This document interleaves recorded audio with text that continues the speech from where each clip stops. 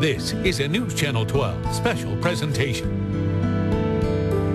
Meredith changes Ole Miss. The 50th anniversary of integration at the University of Mississippi. What made you decide on Ole Miss? Well, I thought that I should get an education in my own state. And of course, Ole Miss, to my knowledge, is the best university in the state. It's late January, 1961. James Meredith submits his application to the University of Mississippi, motivated just weeks earlier by an inaugural address. Let the word go forth from this time and place to friend and foe alike that the torch has been passed to a new generation of Americans. A moment of inspiration, followed by rejection. Ole Miss sent James Meredith a telegram rejecting his application. Meredith sued. A federal judge ruled against him. U.S. Attorney General Robert Kennedy appealed on his behalf, and in September of '62, the Supreme Court agreed to let him in. But Governor Ross Burnett stepped in. Do hereby, now, and finally deny you admission to the University of Mississippi. President Kennedy would spend the next 10 days trying to negotiate a solution with Barnett. I've taken an oath to abide by the laws of this state. How can I violate my oath of office? How can I do that and live with the people of Mississippi? We understand your feeling about the court order and your disagreement with it. But what we're concerned about is how much violence is going to be and what kind of action we'll have to take to prevent it. When no agreement could be reached, President Kennedy announced his intent to allow Meredith to enroll. That night, about 400 people began rioting on campus. 2 people are killed, dozens injured. And 50 years ago today, flanked by U.S. Marshals and the National Guard, James Meredith walked onto the Ole Miss campus and into history. For the next 30 minutes, News Channel 12 shows you how Meredith changed Ole Miss, talking to the man himself. My first flash thought in my mind, I didn't do nothing, it was God did it. Reluctant to take full credit. We're in Oxford, a campus where new ground continues to be broken. Me, being an African-American student, it's very important to know where you're from, to know where you're going. It's a way to remember the past without harping on it. You know what I mean? It's just like, it makes us who we are. Those who experience the history firsthand share their stories as students of today continue to inspire. Leave a legacy at Ole Miss to tell people how awesome Ole Miss is. Good evening and welcome to a special edition of News Channel 12 marking the 50th anniversary of the integration of the University of Mississippi. We're live on the Oxford campus as the entire state pauses to remember how James Meredith changed Ole Miss. Let's get a live look right now on campus. This is the Civil Rights Monument in front of the Lyceum building, the oldest building on campus. This monument represents that moment when Meredith first walked onto campus. News Channel 12's Aaron Pickens recently sat down with Meredith to talk about those days. She's found he's not eager to reflect on the past. James Meredith is a historical icon, but he's reluctant to talk about what happened 50 years ago at the University of Mississippi. Well, when I made peace with God, I promised God 2 things. Number one, I wasn't going to lie no more, and I wasn't going to judge no more. So I can't comment on that because I don't know how I could do that without taking on the role of judging, and that ain't my job. That's God's job. Since he doesn't go in depth about that fateful day in October 1962, we wanted to know what life has been like since then. His answer may be surprising. What has been going through your mind, and what have you been doing for these past 50 years? Let my ego take over. There ain't never been a time that we'll just take Ole Miss. That's what everybody's talking about this week. For 50 years, people have been congratulating me and thanking me for being so brave to stand up for all them bad white folks. During our interview, Meredith talked a lot about religion and made several references to the Bible. He says everything that's happened to him in his life is because of a higher power. Every time for 50 years somebody said to me, thank you for what you did. My first flash thought in my mind, I didn't do nothing, it was God did it. But my ego took over. And I take credit. Now, I know that won't do it. That won't get it. We either got to follow God's plan or we going to stay where we are. Because there's so many people who, they do look at you. They look at you as a hero. They look at you as such a strong, historic figure. And you mentioned the children. And Only God can be a hero. I can't be, and all the rest of the humans that think they can't. And with those words, James Meredith still does not consider himself to be a hero. He did not even attend the events that were going on campus for the last few days. In front of the Lyceum when the riot began. I'm happy to say I was not a participant in the riot. In the fall of 1962, Curtis Wilkie was in his last semester as a student at Ole Miss. Coming outside, guarded by federal marshals.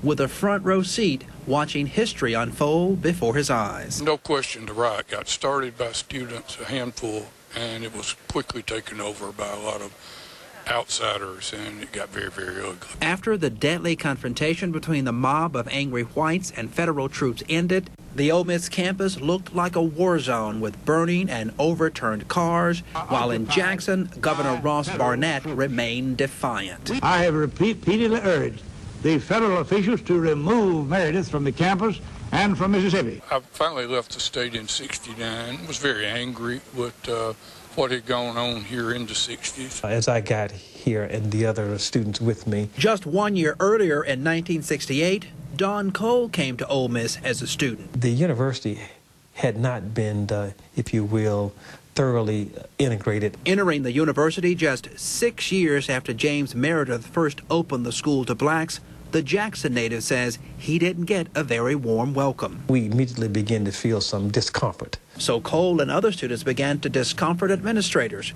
protesting the lack of diversity among faculty members and in athletics. And so we pushed, if you will, to at least not only make prospects of that happen, but for it to become a reality. But that's not where this story ends. A decade after he was kicked out of the university, Don Cole returned to finish his doctorate degree. And in the early 1990s, Dr. Cole was invited back to the university, where today he is a top administrator on the Ole Miss campus. We should also mention that Mr. Wilkie, the former Ole Miss student from 1962, who you heard from earlier in that piece, he too now back on the Ole Miss campus as an associate professor of journalism. James Meredith did not attend any of today's events marking the historic moment. Just moments ago, students gathered at the Civil Rights Monument that includes the statue of Meredith commemorating his walk. It's that statue he now has harsh words for. News Channel 12's Erin Pickens has more in the second part of her interview with James Meredith. I went to the last football game. Probably going to go to the next football game. James Meredith likes to go back to the University of Mississippi for football games, but there's one thing that he doesn't like. I have never seen the statue since the day it was put up there. He says he's not the only person. My God has told me it has to go. Ain't no way that it can remain. Meredith has strong words for why he thinks that monument should be torn down. The statue at Ole Miss is an idol, and it is an image not only of a person or thing, it's an image of me. And my God ain't happy, and it can't stay. Because there's so many people who, they do look at you. They look at you as a hero. They look at you as such a strong, historic figure. And you mentioned the children and the... Only God can be a hero. But the fact remains, when James Meredith goes back to Ole Miss, the people still acknowledge what he did to change the school half a century ago. Most of the time, I can't get from one place to the other because everybody's stopping me, thanking me for what I did. Erin Pickens, WJTV, News Channel 12. But what is the experience for students now? Students learning at a campus that still struggles with its own mascot. News Channel 12's Ross Adams has that story as we continue to look at how Meredith changed Ole Miss. Outside the Lyceum, a huge bullet hole still visible from the deadly 1962 riot. Nearby, there's another powerful symbol from the past, hard to ignore.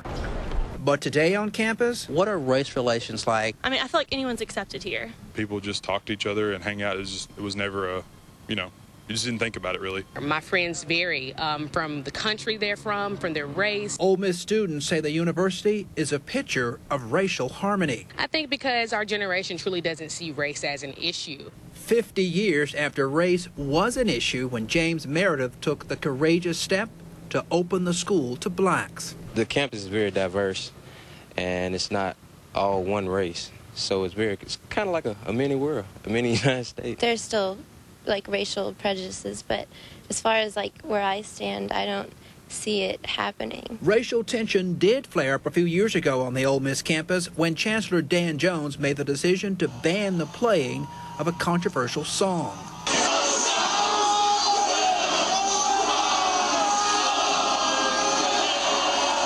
A number of people who want to look at the negatives in the past. And Jones is still taking flack for shelving Colonel Reb as a school symbol, seen by many as a throwback to slavery and segregation. My thing is, Colonel Reb has been skewed to make it look like that's what, I mean, I think he just represents Ole Miss. And a lot of students where I come from think that it's the same way as it was. So what is the University of Mississippi in 2012? Is it the Confederate soldier standing tall in the center of the Ole Miss campus?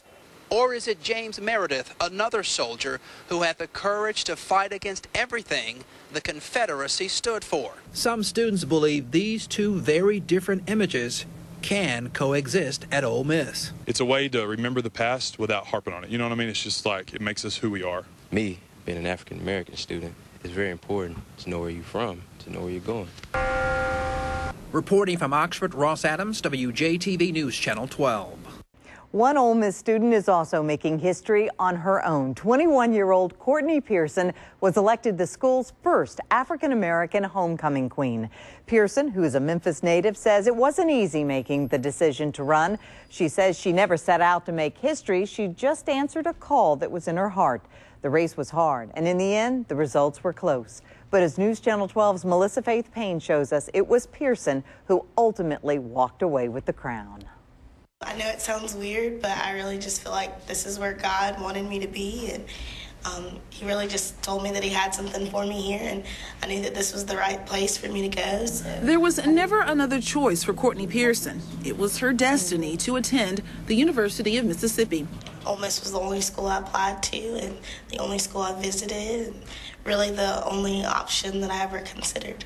But it was discouraging words from a family friend that pushed her to make history. Had just kind of told me that, the only thing you're going to do is be smart. You're not pretty enough to be homecoming queen. You're not this, you're not that. So the senior English secondary education major set out to prove him wrong. She rallied her friends and launched a campaign that didn't focus on the color of her skin, but rather the content of her character. Let's elect her because she's deserving. Let's elect her because we want her to represent Ole Miss. That's even speaking more volumes than thinking back on 50 years of integration. And we've never had a black homecoming queen. I think that shows a lot of progression in the Ole Miss community. On October 13th, she'll receive her crown during halftime of the Ole Miss homecoming football game and says it's a moment she plans to treasure for years to come. It makes me so excited to know that essentially Ole Miss loves me just as much as I love Ole Miss. Melissa Faith Payne, WJTV News Channel 12. We leave you with the man who sculpted the statue, an Oxford native, who tells us in his own words what it means to him. It actually began with a call from the chancellor. He asked me if I could do a life-size image of James Meredith. It was actually really important to me because I grew up here in Oxford. And I was actually, I was a 15-year-old in Oxford when he entered the university. I was given 2 instructions. He said that Mr. Meredith wanted to be depicted as he was in 1962, and he wanted to wear a suit and tie. You can get your photograph taken with it. That's nice. But I hope people take something more away from it than that.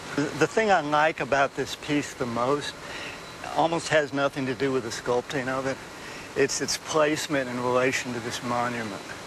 And that's the thing people probably miss. The notion of one person making a difference. To me, it's kind of something that's still in progress. It was in progress when he did it.